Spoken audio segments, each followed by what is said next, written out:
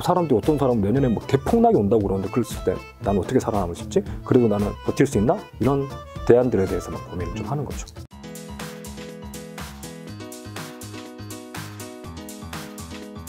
작년에 아마 김작가TV에 한 4월쯤에 영상을 찍었던 것 같아요. 그쵸. 그 시즌에 이제 제주도를 이제 내려가셨는데 네. 어떻게 이 서울에서 바쁜 생활 하시다가 제주도의 삶은 좀 어떠신가요? 저는 개인적으로 이제 만족도가 되게 크죠. 네. 그러니까 뭐 제주라는 뭐 물리적 공간이 뭐 어때서라기보다 뭐 네. 어차피 뭐 일상에서 보는 제주도랑 아까 우리가 뭐 가끔 여행지로 가서 만나는 제주랑 일상이 돼버린 제주랑 분명히 다른 부분이 있는데 근데 저는 이제 제 시간이나 제가 만나는 사람들, 제 스케줄들을 예전보다는 훨씬 이제 제 의지대로 정할 수가 있어서 그렇죠. 그래서 그런 것들에 대해서 되게 만족도가 높아진 것 같아요. 굳이 뭐 안 만나도 될 사람들 안 만날 수 있고. 그렇죠. 혹시나 들으실까봐 뭐 그런 아니 뭐 꼭 그런 걸 떠나서라도 예를 들어서 뭐 주변에 뭐 경조사도 많고 막 이러잖아요. 근데 그런 것들에 대해서 어쩔 수 없이 물리적으로 멀리 떨어져 있고 이러다 보니까 그런 경조사나 아니면 뭐 언론에서 막 요청이 오는 뭐 인터뷰가 필요한 인터뷰도 있지만 뭐 그렇지 않은 것들도 많은데 그런 것들에 대해서 좀 거리감을 두고 내 시간을 내가 서울에서는 대부분 내일 무슨 일이 일어날지 의외의 일들이 많이 일어나잖아요. 그치. 갑자기 뭐 누군가를 여러 가지 만난다거나. 바쁜 일정이라든가 뭐 여러 가지. 제주에서는 별로 그런 일이 없거든요. 없죠. 내일 내가 뭘 할지 뭐 멀리서 누가 찾아온다고 하더라도 그건 뭐 예고를 하고 뭐 일주일 전부터 얘기를 하고 만나는 것들이기 때문에 그 의외의 사건들이 없어서 재미가 없을 수는 있지만 저는 그런 것들이 이제 내가 주도권을 쥐고 내가 계획대로 살 수 있어서 좋은 것 같더라고요. 백 기사님이 이제 제주도에 간 이후로 사실 주식시장이 굉장히 이제 급등을 엄청 했다가 또 올해는 또 굉장히 좀 재미없는 시장인데 현재 주식시장이랑 또 곧 2022년이 이제 곧 오잖아요. 어떻게 보고 계세요, 기사님은? 그러니까 뭐 시장 자체는 지금 뭐 쉽게 말씀드려가지고 매수 버튼이 쉽게 잘 안 눌러지는 상황이에요. 그러니까 저도 뭐 얼마 전에 이제 조금 돈이 생겨가지고 그걸 투자를 할까 하는데 아직까지 이렇게 그걸 매수를 하지 않고 있거든요. 좀 관망을 좀 하고 있는 상태고 진짜요? 뭐 가지고 있는 주식들은 그대로 들고 있고 그다음에 새로 들어온 자금은 지금 국내 주식보다는 좀 다른 쪽, 다른 쪽으로 좀 분산해서 좀 투자를 하고 다른 쪽 할게요. 와이프한테도 추천을 해줬지만 일단 그 불확실성이 너무 커지는 것 같아가지고 저는 사실 기존에 이제 소위 말하는 우리 알파라고 부르는 부분, 개별 종목이나 이렇게 시장보다 초과 수익을 원하는 부분들 비중이 좀 컸었는데 이번에 와이프한테 제가 뭐 주식을 가르쳐 주면서 제가 스스로 느낀 게 되게 많아졌어요.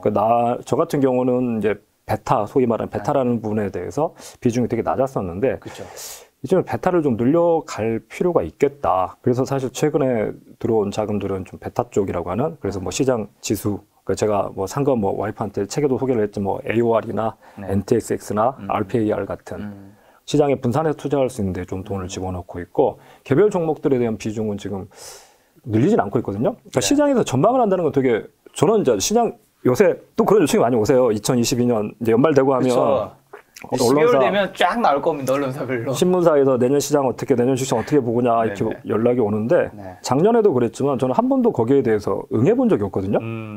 그 이유는 뭐냐면 시장을 전망을 해본 적이 없어요. 사실은 저는 시장을 전망하는 게 제 직업도 아니고 제가 개인적으로 투자를 할 때 내년을 전망을 하면서 투자를 하나? 한 번도 그런 전망을 해본 적이 없지만 지금까지 투자를 하는 데는 큰 문제가 없었기 때문에 전망을 한다고 해서 내가 맞출 수 있을 것 같지도 않고 물론 이제 다른 분들이 전망하던 내용들을 보면서 그 전망의 결과를 보는 게 아니라 그 이제 과정들은 참고를 합니다. 저 사람은 이러해서 이런 부분들에 대해서 시장에 대해서 기대를 하고 있는 거고 저 사람은 이런 부분들을 시장에 대한 걱정을 하고 있는 거나 그래서 저도 어떻게 보면 이렇게 시장에 뭔가를 전망을 해줘야 되는 입장이 아니고 대부분 이제 그 채널에 등장하시는 분들, 출연하시는 분들은 직업이 그쪽에 관련돼 있으셔가지고 뭔가 전망을 계속 내놓으셔야 되고 가이드를 주셔야 되는 입장이지만 저는 굳이 제가 가이드를 제시하는 입장은 아니기 때문에 그래서 전망은 하지 않는데 대신에 내가 투자를 할 때 제가 이제 작년 출연을 했을 때 그때는 아마 주가 지수가 1700포인트 막 이랬었거든요. 그때는 주식을 계속 사야 된다고. 그때는 제가 사고 있었고 실제로 거기서 더 떨어지면 더 레버리지를 일으켜가지고 담보대출을 통해서 전 더 살 거다라고 얘기를 했었고 실제 그때는 되게 편하게 샀어요. 그러니까 그때 좀 제가 되게 조심스럽다고 말씀을 그 당시에 언론에 나가면 조심스럽다고 말씀을 드렸던 게 주변은 막 시장이 1800, 1700, 1600까지 내려가니까 막 패닉이고 울상이고 막 이러는데 속으로 저는 약간 신났었거든요. 오, 야, 이거 봐. 이 가격에 살 수 있어. 이 가격에 살 수 있어. 내가 평소에 사고 싶었던 것들. 그러니까 평소에 살려고 했던 것들, 우리 요새 이거 뭐죠? 블랙 먼데이인가요? 네. 아니, 막 블랙 먼데이 나쁜 것 같고, 이거 뭐죠? 그 뭐야? 블랙 프라이데이. 블랙 프라이데이. 요새 단어가 머릿속에 싸게 파는 거. 블랙 프라이데이 기다렸다가 네. 세일해서 사는 것처럼 네. 그때가 약간 저는 그런 기분이었거든요. 오, 평소에 사고 싶었던 주식들이 되게 낮은 가격에 와 있는 거예요. 그래서 야, 이건 돈을 빌려서라도 살 수 있겠다라는 상황이었는데 요새는 사실 이제 그런 상황은 아니고 그것보다 훨씬 생각해보면 그때보다 거의 주가 지수가 2배가 됐거든요. 네. 물론 뭐 최근 몇 달 사이에 보면 주가가 빠졌다고 그러는데 그건 되게 좀 단기적인 시각에서 보시는 것 같고 장기적으로 봤을 때는 저는 지금 주식시장이 싸게 편하게 들어갈 수 있는 상태는 아닌 것 같고 실제 제가 그래서 주머니가 잘 열리지 않고 있고요. 대신에 전망은 하지 않고 뭐는 하냐면 제가 예전부터도 비슷하게 말씀을 드렸는데 시장을 예측하는 게 아니라 이제 대응을 할 수가 있어야 되는데 거기에 내가 대응할 수 있냐. 그러니까 내년에 주식시장이 2000포인트로 떨어져 버릴 거야. 아니면 4000포인트까지 올라갈 거야. 어차피 맞을 수 없는 예측인데 그렇죠. 제가 가지고 있어야 될 건 뭐냐면 만약 시장이 2000포인트가 되면 난 어떻게 할 건가? 4000포인트가 됐을 때는 어떻게 할 건가? 지수가 지금보다 30% 빠져가지고 2000포인트, 뭐 1900까지 떨어졌을 때 내 인생이 나락에 빠져서는 안 되거든요. 그래서 그랬을 때 내가 대안이 있나 대책이 있나 이런 것들이 훨씬 더 중요하다고 봅니다. 그래서 시장에 대해서 전망을 하기보다는 그런 상황이 왔을 때 내가 어떤 대비를 하고 있고 준비가 되어 있는지 그래서 저는 그런 것들에 대해서는 좀 챙기지만 전망을 하거나 예측을 하지는 않거든요. 그럼 그 전망은 이제 내려놓고 그런 대응은 어떤 걸 생각하고 계신데 하락했을 때와 상승할 때 뭐 크게 두 가지를 볼 수 있는 거잖아요. 사실 뭐 상승은 굳이 저는 뭐냐면 상승은 굳이 뭐 대비를 하지 않아도 상승하면 좋거든요. 제가 어차피 포지션 자체는 주식에 대해서 롱이기 때문에 그래서 상승하면 뭐 좋은 거고 대신 하락했을 때는 뭘 가지고 있냐면 그 사람마다 다를 수 있습니다. 저 이건 사경인이 시장 하락에 대비해서 뭘 하고 있대. 그럼 나도 그걸 해야지는 아니라고 봐요. 상황이 다 다른 게 제일 중요한 포인트 중에 하나는 그거거든요. 내년에 내가 돈이 필요한가 일단. 제가 만약 내년에 뭐 전세 만기가 된다거나 해가지고 전세값을 올려줘야 돼서 목돈이 필요하다. 아니면 뭐 아들이 뭐 대학에 입학하게 돼서 그 돈을 준비를 해야 된다. 이런 상황이라면 내년에 시장이 2000포인트가 됐을 때 위험한 거죠. 내가 자산을 일부 현금화 시켜가지고 그런 지출을 해야 되는데. 근데 지금 저는 어떤 상황이냐면 내년에 시장 2000포인트 된다고? 하지만 나 내년에 당장 돈이 필요하지 않은데 라는 상황이거든요. 그러면 뭐냐면 내년에 일시적으로 2000포인트 떨어지더라도 장기적으로 예를 들어서 내가 지금 자금의 대부분이 10년 뒤에 필요한 돈이야 라고 하면 10년 뒤에 시장이 어디가 가 있을까가 나한테 중요한 거지 그 사이에 뭐 20, 30%, 40%, 50% 떨어지더라도 나는 기다릴 건데 라는 대안이 있다면 그러면 굳이 내년 주식시장이 떨어졌을 때 큰 걱정을 하지 않아도 된다고 보고 대신에 뭐는 있냐면 만약 2000포인트가 되면 내가 해야 될 건 뭐냐면 더 사고 싶은 거죠. 주식시장 2000포인트가 된다고? 와! 그러면 작년에 제가 3월에 그랬던 것처럼 내년에 만약 그런 상황이 온다면 나는 그런 준비가 돼 있나. 예전에는 제가 뭘로 대비를 했었냐면 그 당시에 이제 제가 가지고 있는 땅이나 이런 게 있는데 그걸 담보로 대출을 받을 수 있었는데 받지 않고 실행하지 않고 있다가 그걸 실행해서 충분히 가져갈 수 있는 상황이었고 지금은 뭐냐면 자금 중에 아까 말씀드렸던 미국 시장 ETF 쪽에 간접 투자해 놓은 게 있고 그 다음에 또 다른 자금이 조금 있습니다. 다르게 좀 투자해 놓은 이건 뭐 장외 쪽에 투자해 놓은 자금이 있는데 그게 현찰화 시킬 수 있는 것들이 조금 있어가지고 그런 것들로 2000포인트가 되면 오히려 매수를 할 것 같아요. 그리고 하나는 뭐냐면 그러니까 저는 이제 투자 방법도 좀 분산을 할 필요가 있다고 보거든요. 투자 방법이요? 네, 그러니까 자산 배분만 할 게 아니라 자산만 뭐 주식, 부동산, 뭐 채권 이렇게 배분할 게 아니라 주식에 투자하더라도 투자 방법도 사실 저는 배분을 해보고 있어요. 그러니까 장기로 보고 가치 투자를 하는 방법이 있고 아니면 퀀트 투자를 하는 방법도 있고 아니면 뭐 배당주 투자하는 방법도 있고 그래서 그 중에 하나로 제가 뭘 하고 있냐면 저는 약간 제가 근데 그렇게 여러 가지 투자 방법을 쓰면 사람이 많은 시간을 들여야 되니까 그래서 시간 대비 수익률이 안 좋아질 수 있거든요. 그래서 저는 웬만하면 다 자동화를 시키려고 그러고 그래서 저는 시스템을 제가 만들어가지고 시스템 트레이딩이라고 부르면 아마 이해가 쉬울 시스템 트레이딩이라는 걸 구축해 놓고 있는데 그 중에 하나가 기계적으로 시장이 일정 추세를 가지고 하락을 하면 그 리버스 상품을 매수를 하게끔 좀 해놨어요. 그래서 시장이 일정 추세를 가지고 하락을 하면 자동으로 그게 매수가 되게끔. 그래서 이게 그냥 이렇게 지금처럼 횡보를 하면 그 계좌는 지금 마이너스입니다. 네네. 저 한 자릿수 마이너스일 거예요. 그래서 그걸 제가 일종의 보험료로 낸다고 생각을 하고 그 보험을 지급하고 있지만 이게 어떤 추세를 가지고 하락을 하면 거기서 이제 조금 만회가 되도록 좀 해놓고 있거든요. 그래서 그런 대안을 만들어 놓는다거나 이런 식의 좀 대안을 구축해 놓은 것들이 필요하지. 시장을 예측을 하려고 그러면 그 예측에 맞춰서 행동을 하게 되거든요. 그렇죠, 그렇죠. 그러면 예측과 달라졌을 때 되게 이제 대책이 없는 거죠. 그리고 어떻게 해야 될지 방향을 잃게 되고. 그래서 저는 그 여러 가지 가능성에 대해서 내가 대안을 가지고 있냐가 중요하지 내년에 시장이 어떻게 될 거다. 전망을 한다. 그래서 지자분들이 전망해달라고 오면 전망이 없다고. 전망할 수 있는 능력이 일단 안 됩니다. 능력이 안 되고 저는 그럴 깜냥도 안 되고 네.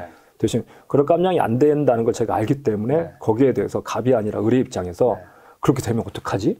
사람들이 어떤 사람은 내년에 뭐 대폭락이 온다고 그러는데 그랬을 때 나는 어떻게 살아남을 수 있지? 그래도 나는 버틸 수 있나? 살아남을 수 있나? 투자를 유지할 수 있나? 이런 대안들에 대해서만 고민을 좀 하는 거죠. 그러니까 그 예측이 맞을 일도 특별히 많지 않기 때문에 대응을 미리 준비해 놓는 게 더 현명한 판단이라는 시나리오별로 대비를 하는 게 더 좋은 것 같아요. 자, 그 한국 주식이 어쨌든 3,300까지 갔다가 이제 어쨌든 지금 2,900 오면서 많은 또 개인 투자자나 전문가분들이 한국 주식 지금 굉장히 싼 구간이다. 미국 주식 이런 거에 비해서 뭐 퍼의 관점에서도 보면 그러면서 코리아 뭐 디스카운트가 끝나고 이제 프리미엄이 이제 곧 올 거다라고 하는데 궁금한 게 아까 전에 회 기사님은 지금 안 산다라는 거는 지금이 그렇게 싸다라고 안 느낀다고 저는 생각하는데 그런 좀 회계적인 관점에서 한국 주식은 지금 싼 게 맞나요? 어떤 거예요? 정확하게? 그러니까 저는 그 코리아 디스카운트가 해소가 되려면 사람들이 바보는 아니라고 생각하거든요. 그 코리아 디스카운트가 해소될 거라는 얘기는 제가 뭐 주식시장에 뛰어들 때부터 있었던 얘기 같아요. 그러니까. 한국 시장은 싸다고 그랬고 제가 처음 주식 투자를 시작할 때도 싸다고 그랬고 계속 싼 거죠. 앞으로도 싸는 거 아니냐. 그러니까 제가 보는 관점에서는요. 그러니까 이건 사람마다 다 다를 수 있는데 제가 그러니까 여러 가지 관점들이 있고 여러 가지 요소들이 있지만 제가 한국 시장 디스카운트가 제일 큰 요인은 제도적이고 법적인 요인이 좀 많이 있다고 봅니다. 그러니까 쉽게 말해서 우리나라에서는 회사의 의사결정자들이 주주를 위해서 행동하지 않고 사주를 위해서 행동을 해도 법적인 불이익이 크지 않아요. 그러니까 만약 이런 행동을 미국에서 했더라면 그러니까 예를 들어서 주주를 똑같이 대하지 않고 소액주주와 대주주를 똑같이 대하지 않고 대주주를 위한 의사결정을 했다면 그게 그 법은 어떻게 부자의 무기가 되는가인가 그 책이 있는데 그 책은 나오고 있을 겁니다. 예, 되게 좋은 책인데 거기 보시면 알겠는데 미국이나 이런 법은 회사의 그 임원 이사진들이 주주들을 위해서 의사결정을 해야 되는데 그래서 그 주주에는 소액주주가 포함되어 있는데 우리나라 법은 그 이사진들이 회사를 위해서 일하라고 돼 있거든요. 그러니까 회사를 위해서 어떤 의사결정을 하면 그건 경영진이 이사진들이 제대로 된 의사결정을 하는 거야. 그러니까 뭐냐면 예를 들어 이게 사주한테도 도움이 되지만 우리 회사한테도 도움이 되니까 그렇게 했다. 우리가 소액주주를 위한 의사결정을 해봤자 미국 회사에 큰 도움이 안 되더라. 하지만 우리가 대주주를 위해서 이런 의사결정을 했더니 대주주가 또 회사를 위해서 이런 결정을 해주더라. 그래서 우리는 회사를 위해서 의사결정을 했기 때문에 우리는 죄가 없다가 되는 거고 해외에서는 미국 같은 경우에는 야 소액주주들의 이익에 반하는 의사결정을 너는 했기 때문에 너는 범죄다. 이런 부분들이 있기 때문에 그래서 저는 되게 제가 원래 그 원고를 썼다가 폐기를 했던 원고 내용 중에 그런 게 있는데 보면 되게 웃긴 게 많아요. 그러니까 예를 들어서 회사가 이익을 내면 그걸 누가 가져가는지. 누가 가져가죠? 우리는 회사의 주주가 주인이라고 생각하고 이익은 주주의 몫이라고 생각을 하는데 가만 보면 그렇지 않거든요. 그러니까 제가 사실 그 리스트도 만들어 놨다가 그냥 원고랑 같이 지금 묻어놨는데 예를 들어 그런 회사가 있어요. 우리는 첫 번째 이제 보는 게 회사가 이익이 나는데 배당을 하지 않는 회사들 있잖아요. 그렇죠. 그러니까 이익을 내면 주주들이 사실 회사한테 요구할 수 있는 가장 큰 요구는 배당이거든요. 배당이죠. 배당인데 심지어 우리나라 주주들은 뭐라고 그러냐면 배당 많이 하는 회사는 주가 안 올라라고 얘기를 하면서 배당 안 해줘도 되라고 얘기를 하는 사람들도 되게 많아요. 그러니까 물론 그게 있습니다. 배당을 유보시켜가지고 더 큰 이익으로 나중에 만드는 게 분명히 회사의 수익성이 되게 좋을 때는 그게 유리하기도 하지만 근데 제가 보기엔 아예 우리나라 대주주들은 배당할 생각이 없어요. 그래서 배당률이 되게 낮고 그렇죠. 두 번째 뭐라고 생각하냐면 소액주주랑 자기랑 같은 주주라고 생각을 안 한다는 게 느껴져요. 회사가 번 돈을 누가 가져가는지 제가 그 리스트 어떤 리스트를 한번 만든 적이 있냐면요. 예를 들어서 이 회사가 20억을 이익을 내요. 20억을 이익을 내가지고 주주들한테 10억을 배당을 해줍니다. 그러면 이제 우리는 이걸 배당 성향이라고 그러는데 20억 벌어가지고 절반 주주들한테 나눠줬으면 나쁘지 않아 보이잖아요. 네. 근데 그 뒤에 숨어있는 이면에 뭐가 있냐면요. 근데 그 회사 사장하고 사장 아들이 급여로 50억을 가져가요. 그러니까 그들도 사실은 주주거든요. 네. 대주주인데 주주면 다른 주주들하고 마찬가지로 배당을 통해서 네. 내가 지분율을 40% 가지고 있으면 전체 10억 중에 나는 4억을 내가 배당 가져가고 나머지 주주들이 6억을 가져가고 이런 구조라면 주주들의 배당을 높이기 위해서 주주들 전체 부를 높이기 위해서 노력을 할 텐데 문제는 뭐냐면 다른 주주들은 배당으로 10억 중에 6억 가져가지만 나는 배당으로 4억 가져가는 건 별거 아니고 내가 회사의 대표이사로서 급여, 우리 아들은 사장으로서 급여 이걸 각각 30억씩 가져가는 거예요. 그 구조인 회사들이 엄청 많거든요. 그래서 제가 예전에 뭘 만들었냐면 주주한테 주는 배당보다 사주 일가 그 몇 사람이 가져가는 대가가 훨씬 많은 회사들, 그런 상장사들이 어떤 회사들이 있나 리스트를 쫙 만들었어요. 그 책에 담으려고 했어요. 큰일 나겠죠. 소송될 수도 있는 거 아닌가요? 팩트이기 때문에 그게 이제 공시된 자료만 가지고 이렇게 만들고 막 이랬거든요. 그러니까 저는 그런 부분들이 사실은 코리아 디스카운트의 큰 원인이라고 보고 그런 것들이 제도적으로 바뀌지 않으면 네. 단순히 뭐 이제는 코리아 디스카운트가 해소된다, 뭐 투자자들 수준이 오히려 저는 투자자들의 수준이 올라가고 눈높이가 올라가면 그런 것들이 더 마이너스로 부각될 거라고 봐요. 그나마 지금 투자자들이 그런 부분에 대해서 생각을 하지 네. 않고 그냥 시장만 보고 차트만 보고 있는 수준이기 때문에 그게 유행어가 넘어가지 네. 실제로 그런 구조들을 알고 시장에서 일어나는 일들을 좀 알면 오히려 더 디스카운트될 수도 있거든요, 실제로. 그래서 좀 법이나 제도 같은 부분들이 좀 바뀌는 게 우선이 돼야지 코리아 디스카운트도 해소가 될 거라고. 현재의 상황에서 해 기사님은 코리아 뭐 그런 주식 저평가 이렇게 생각하시지 않는 거네요, 그냥. 예, 그러니까 그건 시장 전체로 볼 수는 없고 저는 개별 회사 시장 전체를 본다기만 개별 회사를 보는데 왜 그러냐면, 그러니까 최근에 좀 많이 바뀐 부분들이 있어요. 네. 그러니까 그게 왜 또 그런 일들이 생겼냐 가만히 보면요. 네. 사람들 생각이 그러거든요. 야, 그렇게 할 거면 상장을 하지 말았어야 되는 거 아니냐. 그러니까. 상장을 시켰으면 상장한 다음에는 그러면 이 회사에서 벌어들인 이익을 다른 주주들하고 나누겠다고 상장을 시킨 건데. 그렇죠. 그러면 이익이 났으면 공평하게 나눠야지. 네. 너만 챙겨가냐라고 하는데 왜 그런 일이 또 생겼냐고 거꾸로 들어가 보면요. 우리나라에서 과거에 강제로 상장을 당했던 회사들이 많아요. 그러니까 7, 80년대 우리나라 주식시장을 키우기 위해서 상장사가 별로 없으니까 강제로 상장을 시켰었거든요. 네. 그러니까 그런 회사 입장에서는 아니 나는 내 개인 회사로 비상장 회사로 내가 벌어가지고 내가 잘 먹고 있었는데 왜 이걸 상장을 시킨 다음에 다른 애들하고 생전 모르는 나눠 가져야 되냐. 내가 어떻게 키우는 회사인데 좀 그냥 와가지고 주식 몇 주 샀다고 쟤랑 나랑 나눠야 돼? 이런 생각들이 깔려 있는 회사들이 좀 있습니다. 최근에 IPO를 하고 이런 상장사들을 갖춘 경우에는 사실은 내가 상장을 시키면서 했던 약속들이 있기 때문에 그런 것들이 많이 좀 줄었는데 과거에 좀 오래된 회사들 보면요. 그러니까 소위 말해서 우리 가치 투자하시는 분들이 가치주라고 생각하는 현금 많이 쌓아놓고 뭐 부동산 같은 거 많이 있고 거기에 비해서 근데 뭐 배당을 안 해주고 이런 것들에 대해서 이제 소액 주주가 소송을 하고 이런 회사들 보면 상당수가 그렇게 강제 상당을 했다는 회사들도 많아요. 그래서 그런 백그라운드도 있어가지고 그랬던 건데 그래서 그걸 일괄적으로 숫자만 보고 야 우리나라는 퍼가 얼마밖에 안 돼. 그래서 저평가야. PBR 얼마밖에 안 돼. 저평가야. 그 얘기 하잖아요. 조금 그건 그 일괄적으로 비교할 수 없는 얘기라고 봐요. 해 기사님이 또 아니라고 하니까 또. 그러니까 저는 숫자를 보죠. 우리가 숫자를 보는 이유는 숫자에 매몰되지 않기 위해 숫자를 보는 거거든요. 그러니까 숫자는 이렇게 나오는데 왜 이런 시장이 이렇게 나오지? 네. 그걸 보는 거지. 네. 숫자가 이렇게 나오니까 시장이 이렇게 가야 돼라고 보는 건 이익이 이렇게 나니까 곱하기 퍼를 몇 배 줘가지고 시장이 이렇게 가야 돼라고 얘기를 하는 건 저는 그건 조금 시장에 대해서 약간 뭐라고 해야 될까 좀 오만하다고 좀 생각을 하고요. 숫자가 이렇게 나오는데 왜 시장은 이렇게 움직이지? 그 이유가 뭐가 있을까? 그걸 좀 들여다 보려고 하고 이래서 그러구나. 그렇다면 앞으로 어떻게 될까 이런 생각들을 조금 해보려고 합니다.